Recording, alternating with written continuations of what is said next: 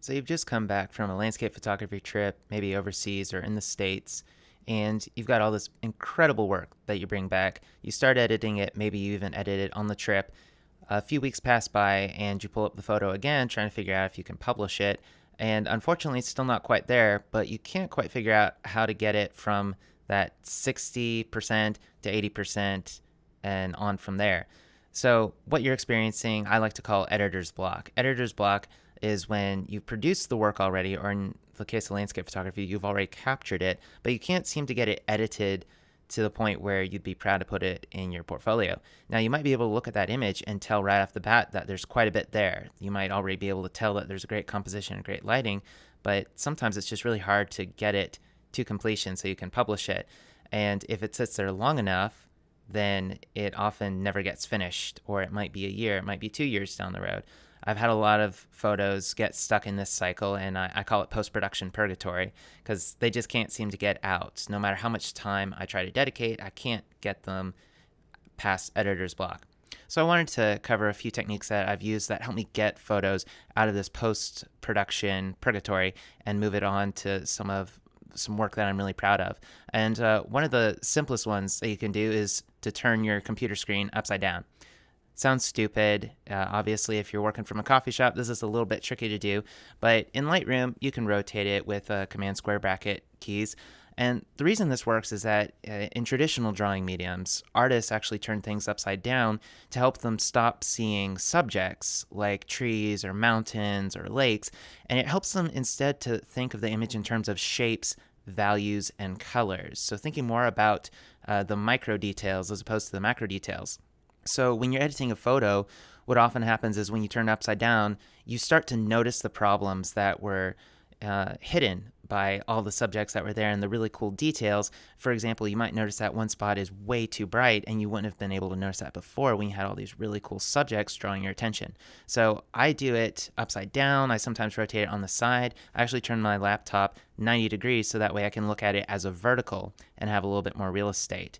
The second tip I would say is to always make sure you step away from your work. And I don't just mean figuratively, I mean literally. If you take a few steps back, your perception of an image is completely different when you put a little distance between yourself, because details begin to disappear and you start to notice overall shapes, overall blocks of color and blocks of light. Also, when you step away, you get a chance to see it under different lighting conditions, especially if you're working from a co-working space or a coffee shop, but you're also allowing your eyes to take in what's behind your computer. So if you're looking out a window, now you're taking in what's outdoors.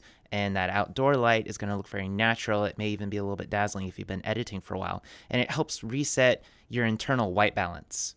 In addition to just stepping away, find a way to give yourself a good excuse to just go walk over to a different counter, walk to a different part of where you are currently. If it's an apartment, if it's your home, if it's a coffee shop, just go walk somewhere else and make sure that you pass a lot of lighting on the way. And when you do that, by the time you come back, your brain will have been completely reset and you'll have a fleeting glimpse of your photo for about 5 seconds where you are able to see it like someone who's never seen the photo before. And that's the value of a lot of these techniques, is trying to reset your perspective on the image.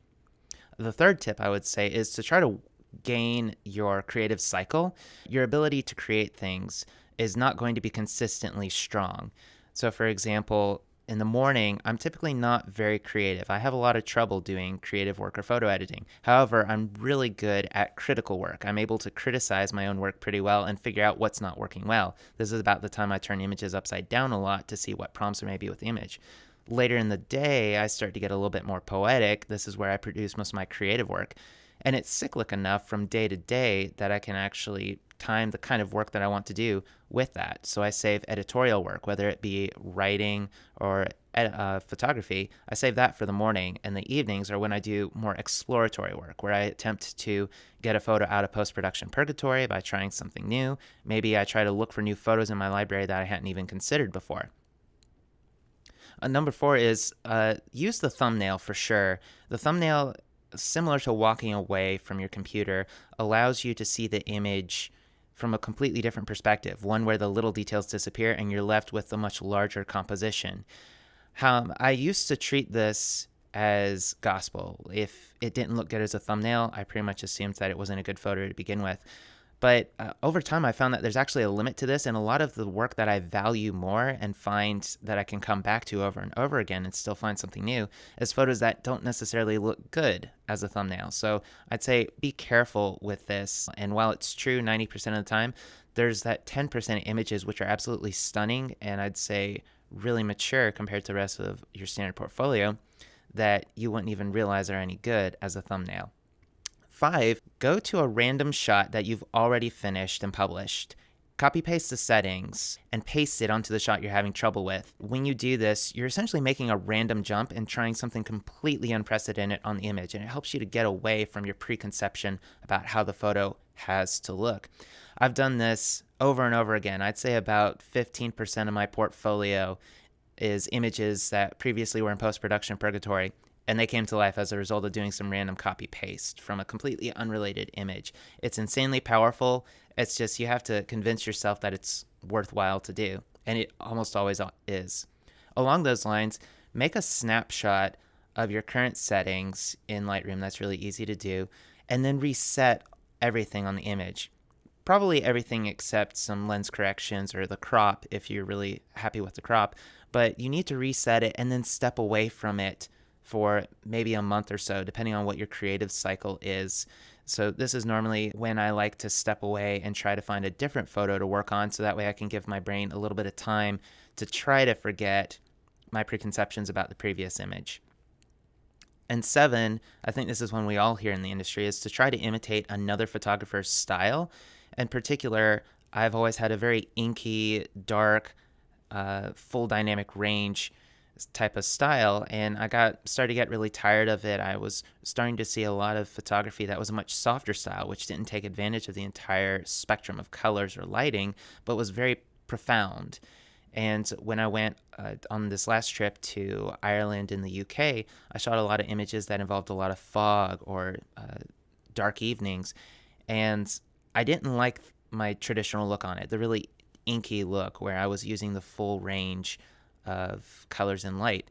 So I started looking through Daniel Corden's work, a few other photographers I highly respect. And as I started looking through their stuff, I couldn't get over how little dynamic range they used and how it communicated the overall mood of the image. And so in particular, one of Daniel Corden's shots from Greenland, there was this beautiful gold light just peeking over the mountain, flooding the foreground, trying to make it really bright. And so there really weren't a lot of darks in the image. Neither was anything very saturated. So that kind of gave me the last boost I needed to finish up one of my photos of a foggy lighthouse, and which is today one of my favorite photos. Number 8, and this is similar to working with your creative cycle, is to try to edit things in batches. So when you get back from a trip, maybe go through, say you've picked out 20 images that you think are publish worthy, try to go through as many of those as you can during your creative cycle. So you might, over a period of a few days while you're having this creative high, try to get through all these photos and apply your lessons learned from one image to the other. Typically what happens for me is my creative cycle will expire maybe after the end of a couple weeks, and then I might have 1 or 2 months where I'm not able to produce any creative work, but I'm really good at the editorial. By working with the batches of images as opposed to trying to perfect one image to totality, you're able to take advantage of how you grow as a photographer in these seasons of creative lows and creative highs.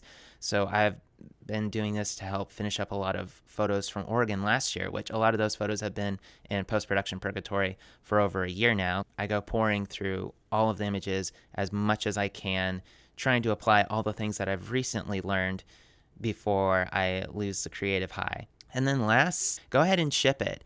In software, which is my day job, we embrace a philosophy called iteration. And what it means is you'll never be able to perfect something because perfection itself is unknowable. So instead, you should generate the best thing you can right now in a certain amount of time. And then if it meets the user's needs, go ahead and ship it and get feedback from the user and see how they respond to it. It's very much the same thing with photography.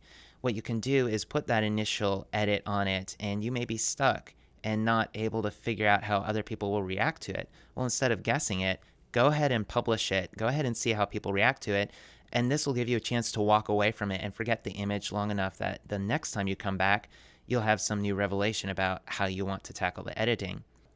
these are photos that probably wouldn't have made it out anyway. And so going ahead and shipping it, even if it seems like it might degrade your portfolio, it ends up that it rescues these images a lot of times, and I just update it. A lot of the photographers I follow, I see them republish images from that they've already published before, and I'm really impressed to see how their style evolves. And so to me, it's not only a learning experience, but it's a really cool chance to see that even the greats need a chance sometimes to rework their photography. So those are the 9 different ways I try to get photos out of post-production purgatory, especially if it's been like a month or 2 and these images just haven't gone anywhere. So I hope these 9 tips help you get past your own editor's block and get those images out and published in the world. If you found this tutorial useful, make sure to click the subscribe button in the bottom corner so that way you can keep up to date with more digital nomad tips and landscape photography editing tutorials.